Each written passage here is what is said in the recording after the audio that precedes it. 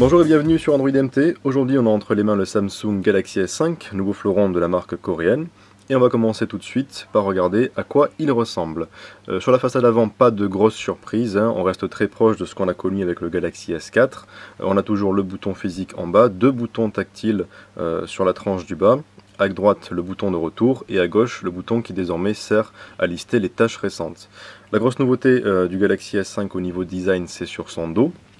Vous voyez ici une coque qui reste en plastique, mais qui imite une texture un petit peu perforée. Ça tient très bien en main. Ce qui est agréable, c'est qu'il glisse beaucoup moins que le S4. Par contre, le gros problème, c'est que ça reste, encore une fois, du plastique assez fin et que l'effet reste assez cheap. Un problème aussi qu'on pourra noter, c'est la proéminence du capteur photo, hein, qu'on peut voir ici. Alors du coup, faites attention, même si évidemment il faut y aller fort, quand vous posez le téléphone sur une surface, puisque c'est d'abord le capteur photo qui va rentrer en contact avec la surface. Voilà, évidemment, étanchéité oblige, on retrouve ici un petit cache pour le port micro USB pardon, pour recharger le téléphone.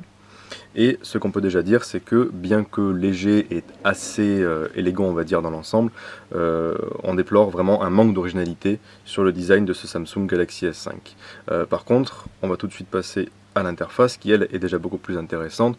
Rapidement sur les performances, sans aucune surprise, avec un Snapdragon 801 à 2,5 GHz et 2 Go de RAM, on a des performances qui tiennent vraiment le haut du panier, réactivité et fluidité à toute épreuve. Faites tourner Dead Trigger 2, Death Dome ou n'importe quel jeu 3D très gourmand sur ce téléphone. Nous n'avons connu en tout cas aucun ralentissement dessus. Le multitâche, la vidéo, la photo, tout est là pour assurer une expérience extrêmement fluide.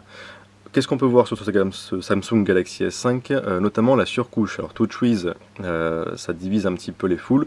On sait qu'il y en a qui adorent les fonctionnalités offertes par la surcouche, d'autres qui trouvent qu'elles sont trop nombreuses. Alors là, elles sont aussi nombreuses que d'habitude, voire un peu plus. Sauf que la particularité, c'est que les options sont désactivées par défaut.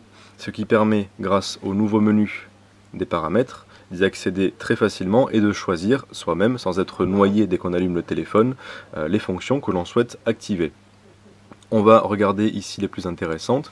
Vous notez le Smart Booster. Le Smart Booster, c'est une nouveauté de ce Samsung Galaxy S5 et c'est une fonction qui va en fait aider à télécharger plus rapidement des fichiers qui font au moins 30 mégas. Comment il fait pour télécharger plus rapidement? Il faut d'abord activer les données mobiles et également être connecté en Wi-Fi. Et le Smart Booster va en fait télécharger à partir des deux types de connexions pour accélérer le téléchargement. On a ensuite deux modes d'économie d'énergie qui là, notamment pour le mode ultra économie d'énergie, ressemble beaucoup à ce qu'a fait HTC One et son HTC One M8.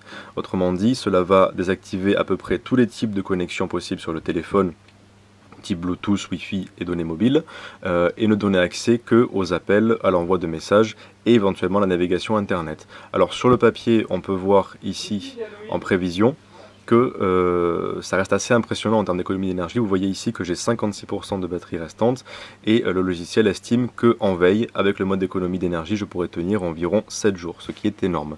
Maintenant, dans les faits, il est évident que vous ne laisserez pas votre téléphone en veille lorsque vous activez ce mode, mais ça reste quand même une économie très intéressante. Je vais l'activer ici pour que vous puissiez voir un petit peu à quoi ça ressemble. Le seul souci que vous notez déjà dès maintenant, c'est que c'est assez long à l'activation parce qu'il va devoir travailler sur la limitation du processus. Voilà, vous voyez ici, la luminosité a été baissée, les couleurs ont disparu, on est sur du noir et blanc. La connexion Wi-Fi qui était indiquée ici a bel et bien disparu dans la barre des tâches. Et je ne peux accéder que à ces deux fonctions, téléphone, message, troisième internet, avec évidemment la possibilité d'en rajouter ici. Hein. On peut l'enregistrer vocal, Google+, etc. Même si évidemment l'effet d'économie est moindre si vous ajoutez beaucoup d'applications sur cette interface qui est ici.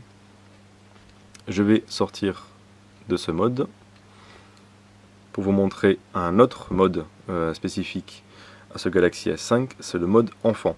Alors ça ressemble un peu au mode invité du LG G2 qui permet en fait de créer une deuxième session sur le Galaxy S5, une deuxième session qui sera très limitée fortement, enfin en tout cas pour les enfants, et bien sûr spécifique aux personnes en bas âge. Alors vous voyez ici hein, le mode enfant, vraiment destiné aux tout petits, hein, je pense qu'à partir de 7-8 ans on va déjà commencer à se lasser, avec des éléments d'interaction, comme le crocodile ici, qui chante. et qu'on peut habiller. Les fonctions de ce mode enfant sont évidemment limitées. Vous avez un appareil photo simplifié, un lecteur vidéo, de quoi s'enregistrer en chantant ou autre chose, de quoi dessiner, et une galerie. Évidemment protégé par un code PIN pour que l'enfant ne puisse pas sortir.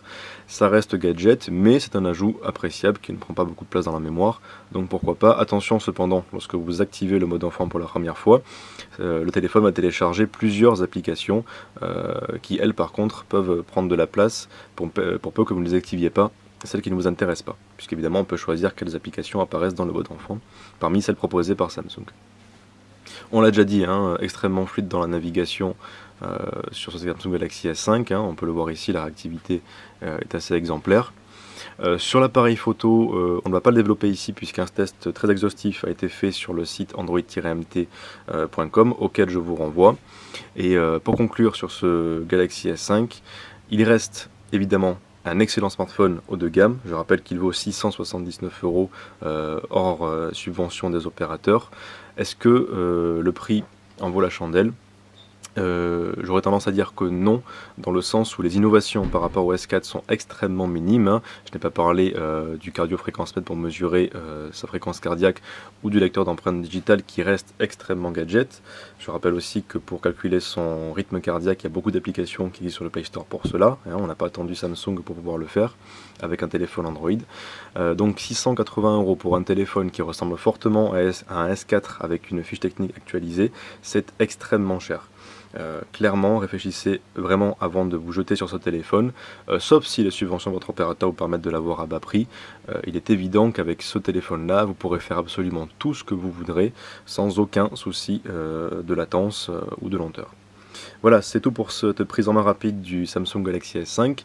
N'oubliez pas d'aller voir le test beaucoup plus exhaustif sur le site android-nt.com avec notamment une partie assez conséquente sur la photo et la vidéo.